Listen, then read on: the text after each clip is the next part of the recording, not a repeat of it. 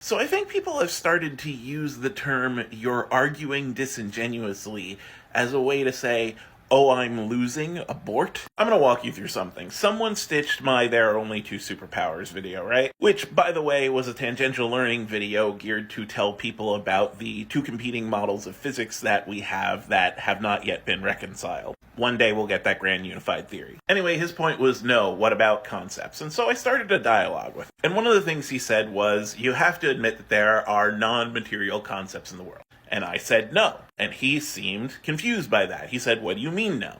I said no. I reject that notion. I reject that premise. He said, what about thoughts? I said, thoughts are stored in neurons. Neurons are made of matter and energy.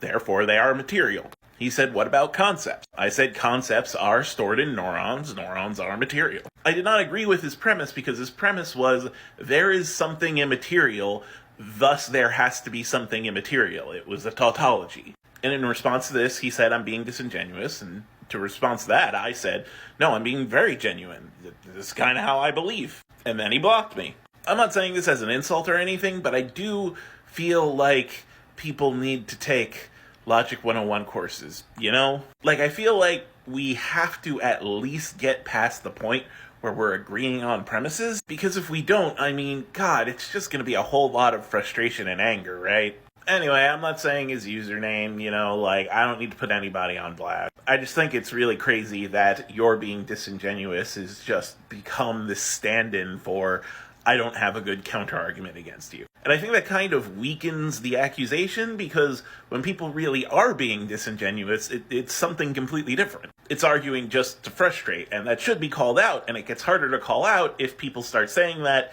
anytime someone makes a counterpoint, you know?